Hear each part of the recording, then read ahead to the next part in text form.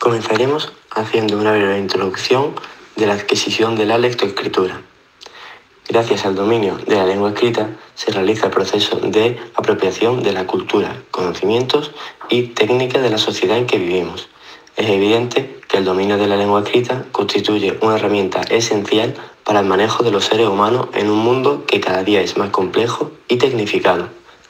En la etapa de educación primaria, las dificultades de aprendizaje de la lectoescritura representan un considerable porcentaje dentro de las dificultades de aprendizaje en general. El aprendizaje de la lectoescritura es de los que más se ve alterado, por lo que obstaculizan el proceso escolar de los niños que lo experimentan. El alumno con dificultades en lectoescritura no solo tiene problemas en el área de la lengua y literatura, sino que también en el resto de las áreas. El retraso lector o escritor no solo entorpece el proceso escolar, sino que tiene efectos a largo plazo. Es decir, el fracaso escolar es el primer peldaño para el fracaso social.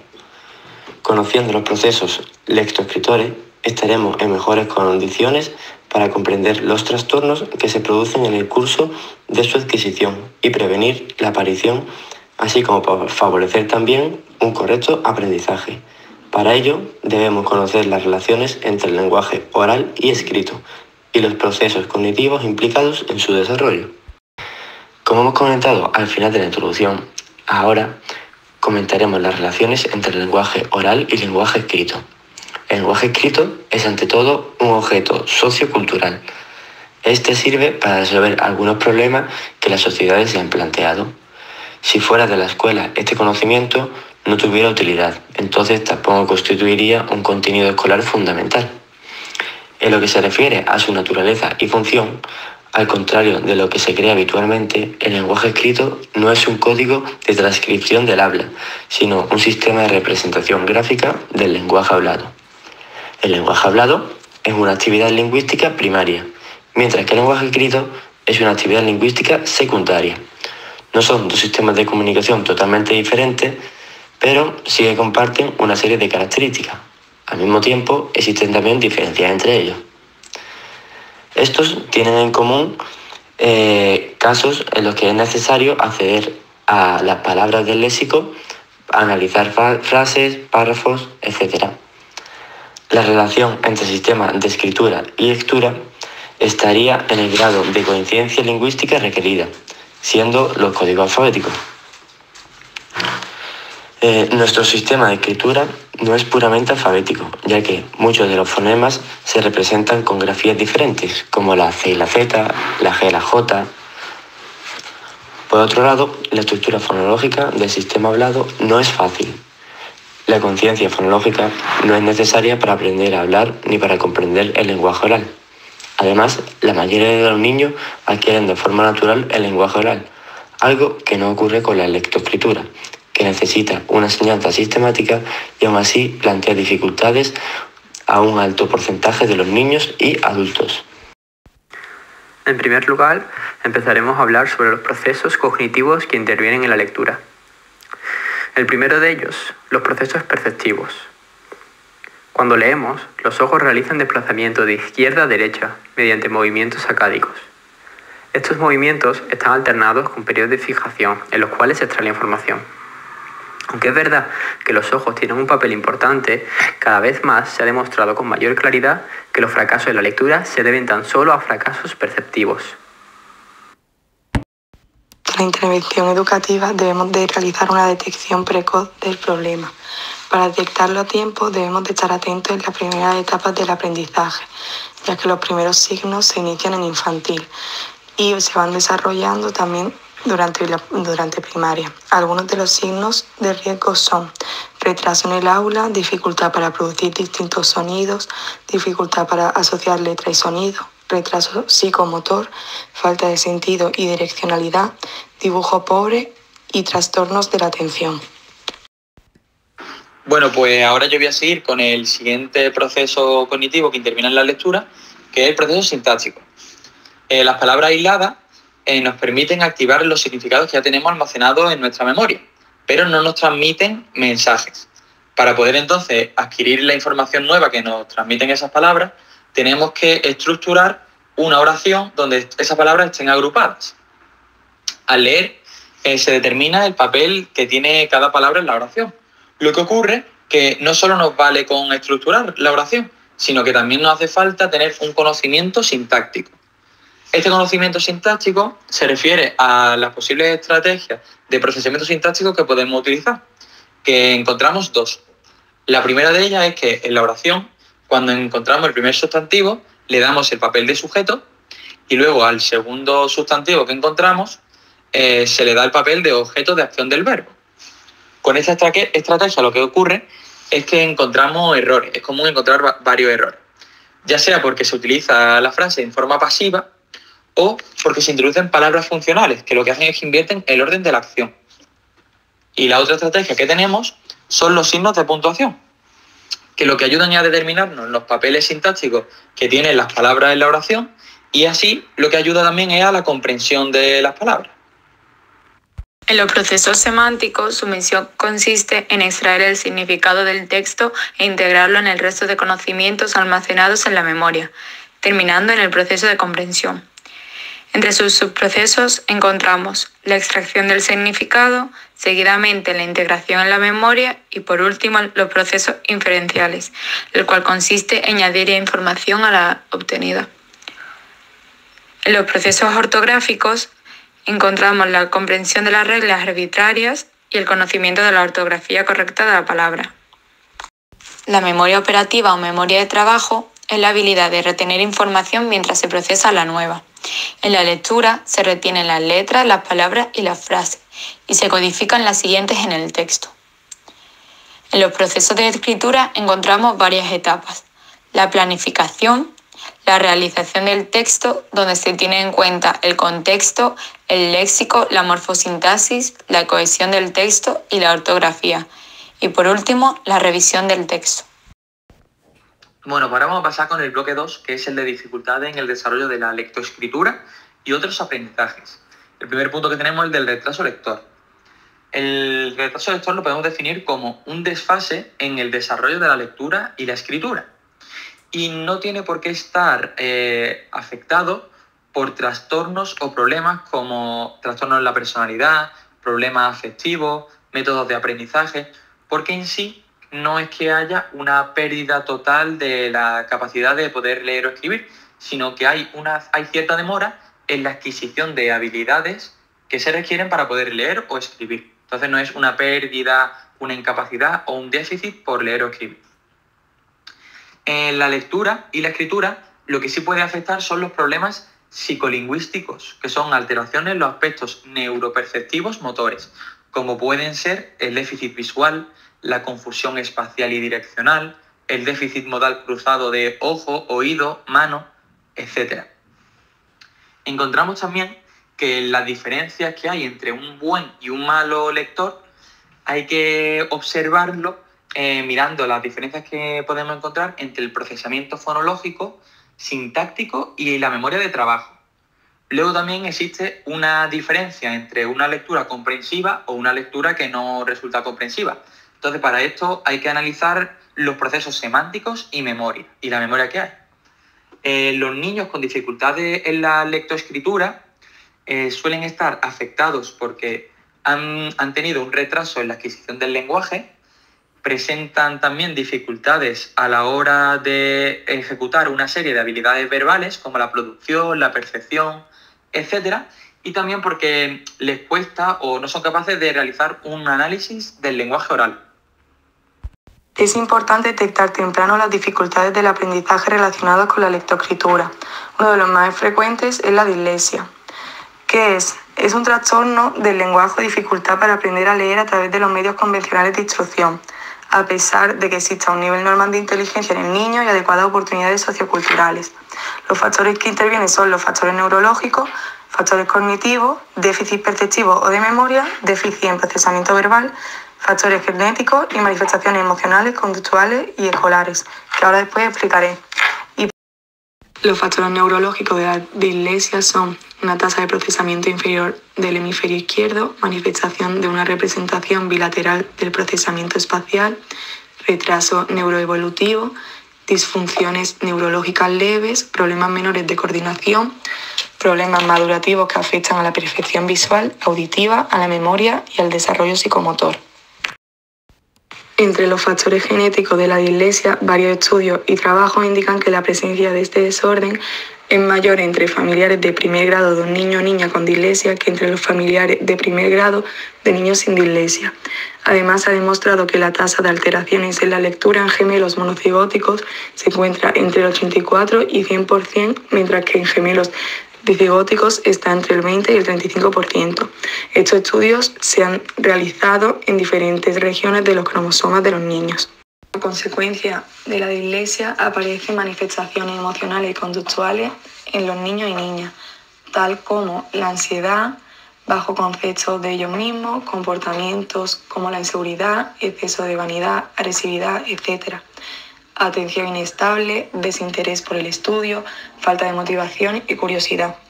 Y trastornos psicosomáticos como problemas de sueño, digestivos, etc. La clasificación de la dislexia depende y va en virtud del tipo de alteración que la genera y la dificultad que manifiesta. El primer grupo son los trastornos audiofonológicos y visoespaciales. Dentro de él está la dislexia auditiva. El error más frecuente es la sustitución semántica, es decir, cambiar una palabra por otra de sentido similar. Por ejemplo, autobús por ascensor, portátil por plegable. Y también la dificultad para diferenciar los sonidos del habla. En cuanto a la dislexia visual, los errores son fonéticos, sustitución de sonidos similares o palabras fonéticamente parecidas, además de la dificultad de orientación entre izquierda y derecha. Y el último grupo, la dislexia visoauditiva, es la casi total incapacidad para la lectura, la dificultad para realizar el análisis fonético de las palabras y para percibir letras y palabras completas. El segundo gran grupo son los trastornos lingüísticos, visoespaciales y de memoria verbal. Dentro de ellos se encuentran los síndromes de trastorno lingüístico, que son dificultades auditivas, trastorno de la comprensión y dificultades en la discriminación de sonido. Después, el segundo grupo, de coordinación articulatoria y grafomotriz. Del tercer grupo, perceptivos y visoespaciales, que son problemas de memoria y discriminación visual a la hora de reproducir formas de memoria. De secuencia fonética, que son dificultades para la repetición. Y por último, problemas de memoria secuencial auditiva, que es la dificultad para repetir frases y pares asociados con estímulos verbales.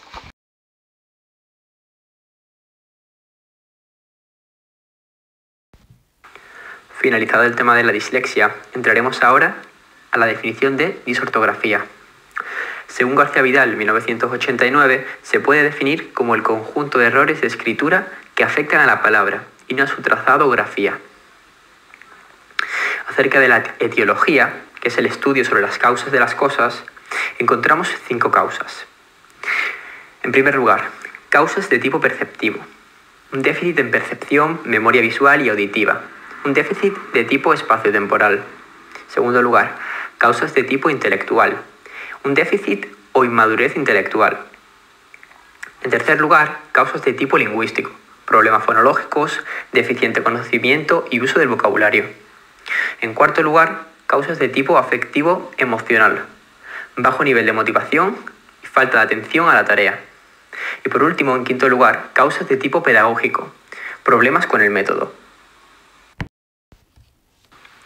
Respecto a las características de la disortografía, encontramos también 5 errores. En primer lugar, errores de carácter lingüístico perceptivo. Por ejemplo, sustitución de fonemas, omisión y adición de fonemas, sílabas y palabras, inversión de sonido de grafemas de sílabas en una palabra o de palabras. En segundo lugar, errores de carácter visoespacial. Por ejemplo, sustitución de letras que se diferencian en la posición, en el espacio o por tener caracteres visuales similares, escritura de palabras o frases, confusión en palabras con fonemas que admiten doble grafía o omisión de la letra H por no tener correspondencia fonémica. En tercer lugar, errores visoauditivos, dificultad para realizar la síntesis y asociación entre fonema y grafema. En cuarto lugar, errores en relación al contenido, uniones y separaciones indebidas. Y por último, errores referidos a las reglas ortográficas, por ejemplo, mayúsculas, tildes o signos de puntuación. Entre las dificultades en el desarrollo de la lectoescritura y otros aprendizajes encontramos la disgrafía. La disgrafía es el trastorno de tipo funcional que afecta a la escritura.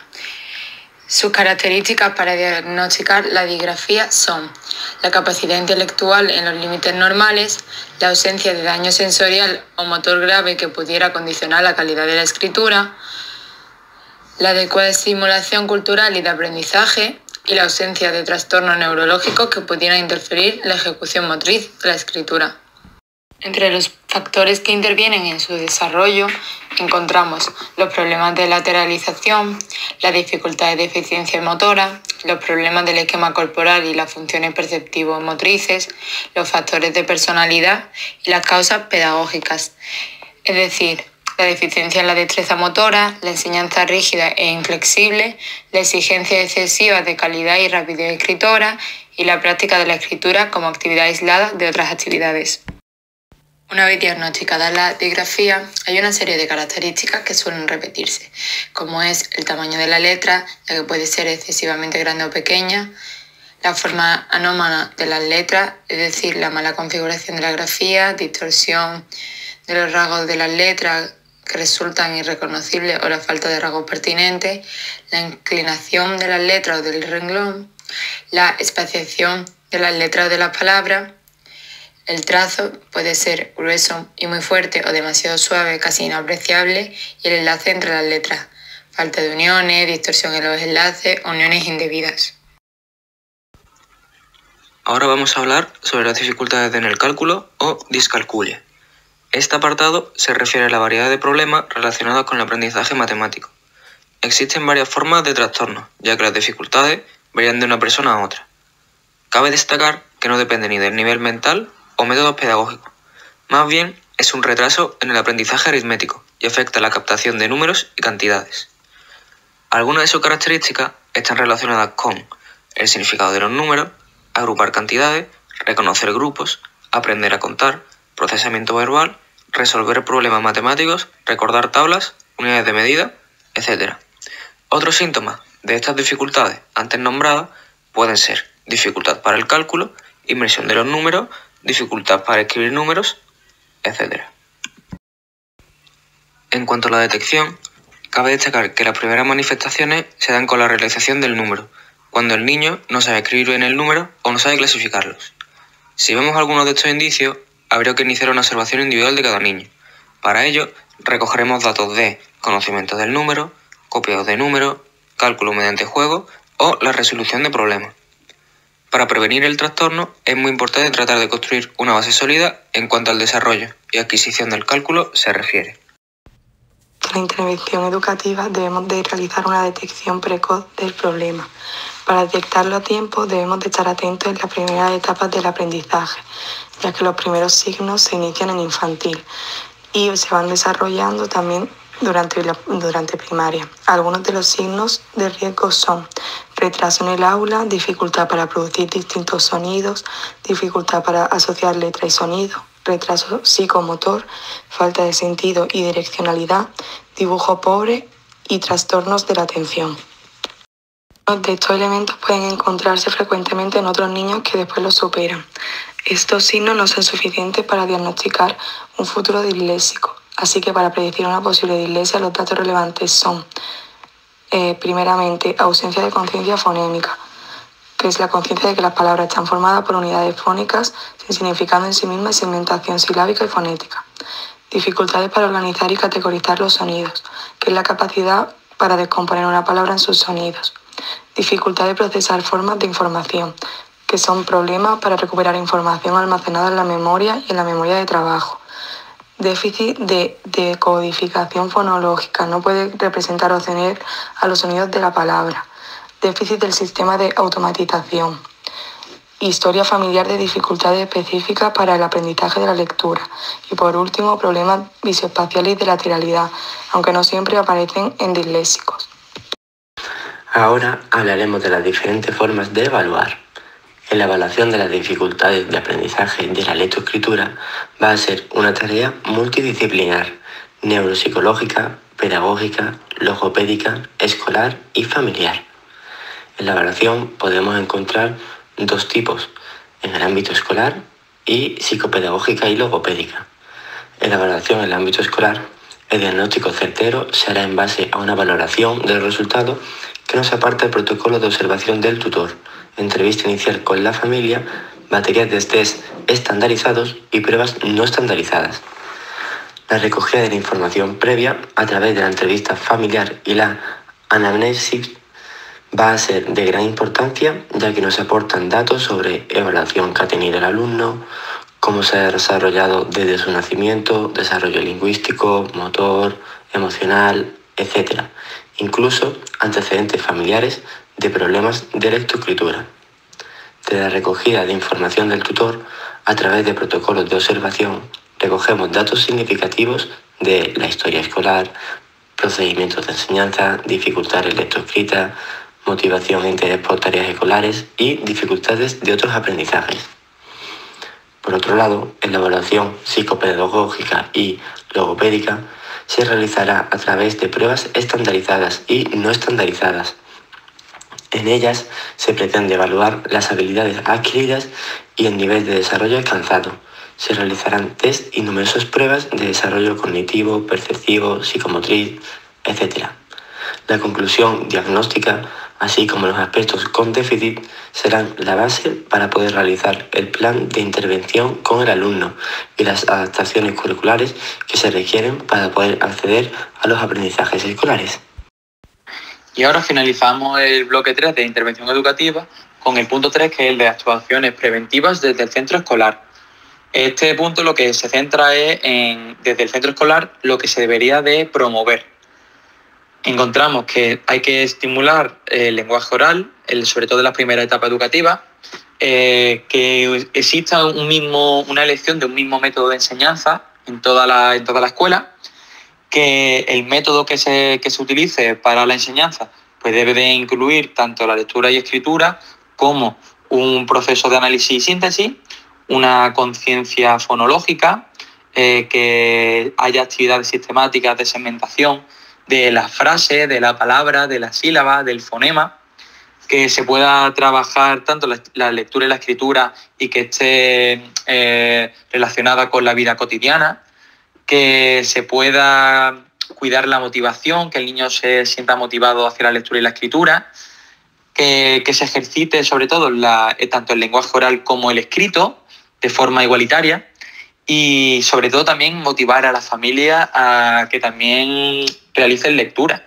porque de nada sirve trabajar esto en la escuela si luego cuando los niños llegan a sus casas pues no ven que sus padres realicen lectura, que haya libros en la casa, sino que así lo que pierden es el interés por la lectura. Luego, después encontramos también que puede haber diferentes enfoques metodológicos y que las necesidades del alumnado pues, pueden ser diferentes.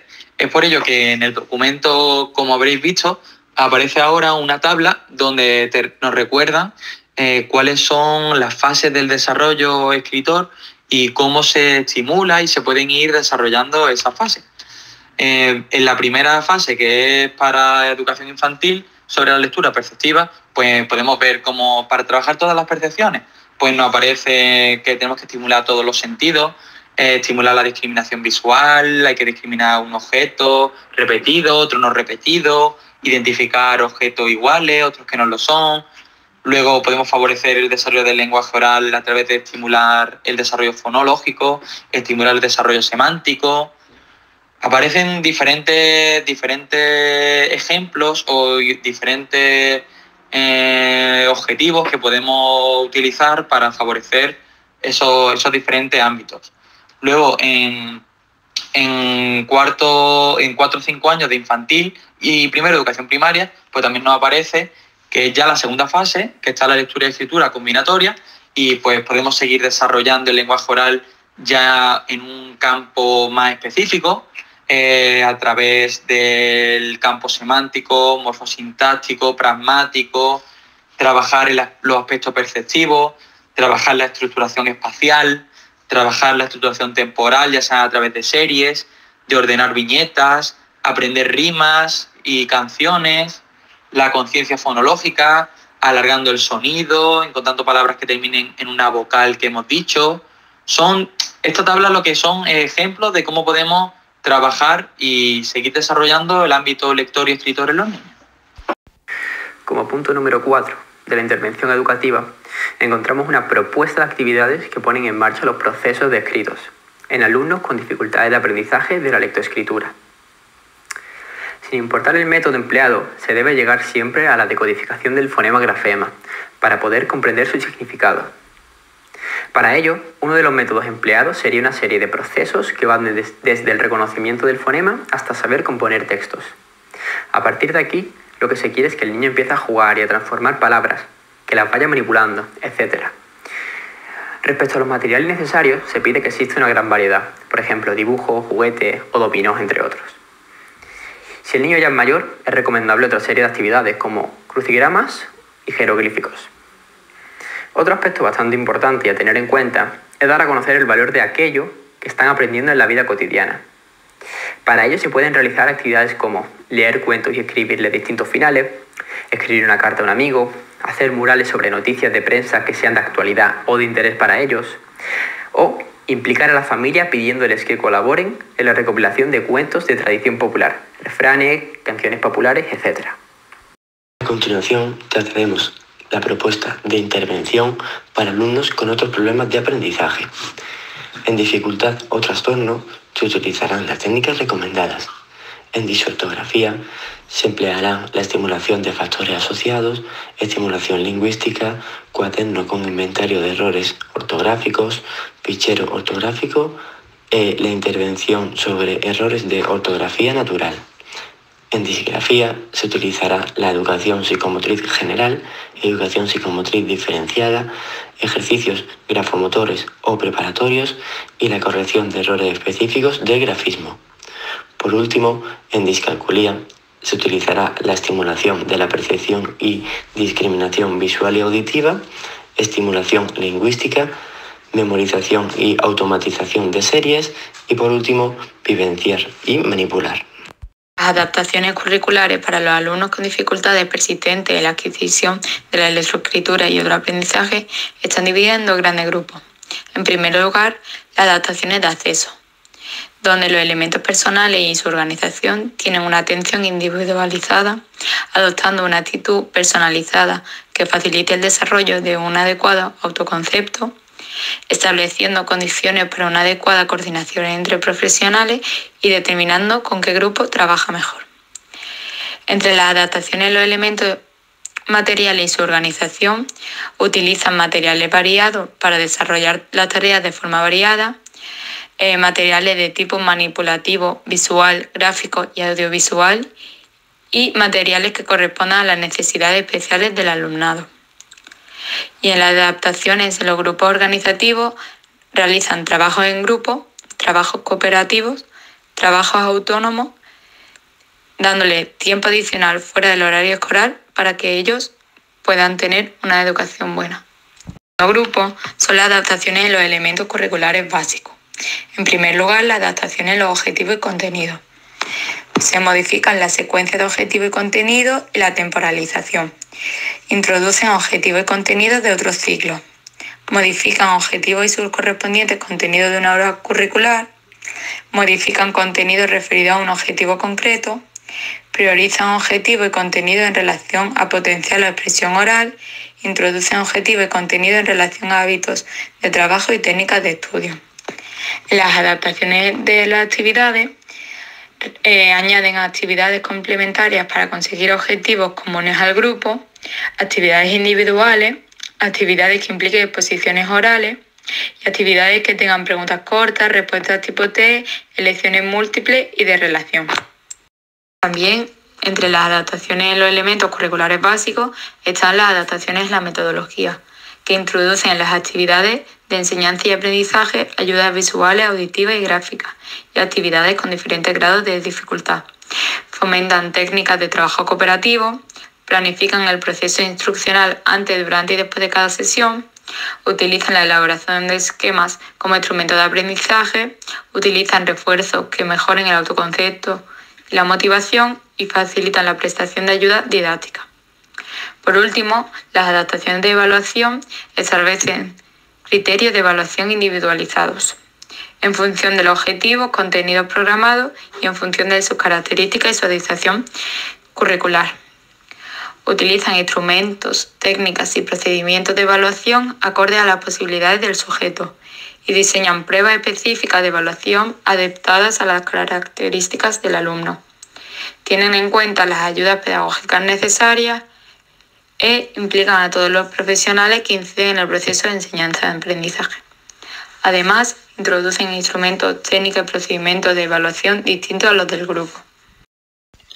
Una parte muy importante de este proceso es la colaboración con la familia. Una observación individual para cada niño es esencial, ya que, como cada individuo presenta unos problemas o deficiencias diferentes, es muy difícil determinar con unos estándares fijos si el alumno presenta alguna dificultad o no. Tanto la escuela como la familia desempeñan una función importantísima en la detección de los problemas, ya que son los que pasan la mayor parte del tiempo con los niños. Las familias de los niños pasan por diferentes situaciones al darse cuenta de la realidad de su hijo o hija. Entre algunas de estas situaciones podemos destacar una fuerte angustia, desconfianza del diagnóstico, sentimientos de culpa, rabia, presión social, conflictos familiares, tratar de buscar una explicación o, por último, el reconocimiento del problema, es decir, la aceptación. Para ayudar y asesorar a los maestros de la familia a llevar la situación, podemos utilizar diversas estrategias, como por ejemplo, respetar y comprender a la familia, utilizar un lenguaje de aceptación sin juzgar, utilizar un lenguaje claro, dejarles claro que la paciencia y la comprensión juegan un papel fundamental en el proceso, o tratar de fomentar la colaboración entre los propios padres y entre el profesor o profesora. Cabe destacar que muchos de estos niños presentan problemas de carácter, inseguridades o mal comportamiento. Es por eso que tener una buena relación entre todas las partes es muy necesario. La falta de apoyo por parte de la familia y el colegio puede dañar gravemente la seguridad y autoestima del niño. Por tanto, es necesario valorar los esfuerzos más que el rendimiento, compartir sus aficiones, no compararle con compañeros, hermanos ni semejantes, no ridiculizar sus errores y, por supuesto, no dramatizar ante alguna equivocación que haya tenido. También es muy importante trabajar fuera del aula, es decir, en casa. Para ello, los padres tendrán que tener una intervención firme, con coherencia y claridad de todos los problemas que pueda tener el niño. También tienen que ayudarle a controlar el tiempo mediante horarios y estableciendo rutinas. Por otro lado, el profesor o profesora tendrá que pautar todo lo que el niño hace dentro del aula, para así tenerlo en cuenta en el momento de apoyarles fuera del aula. Como conclusión, hemos podido observar que el proceso de escritura y lectura es un proceso muy importante, a la par que complejo, para todo y cada uno de los niños. Es necesario aportarles un ambiente que favorezca el aprendizaje, ya que, si el niño fracasa en esta etapa, muy posiblemente vaya amontonando fracasos escolares, que al final se transformarán paulatinamente en un fracaso social. Es por eso que nosotros como docentes tenemos una responsabilidad enorme. Con este texto nos hemos instruido y desgranado conceptos importantes sobre la dislexia, así como otros trastornos del aprendizaje, tipos, factores y manifestaciones de las mismas dificultades. Por otro lado, también hemos aprendido sobre cómo intervenir y prevenir los trastornos en estos aprendizajes.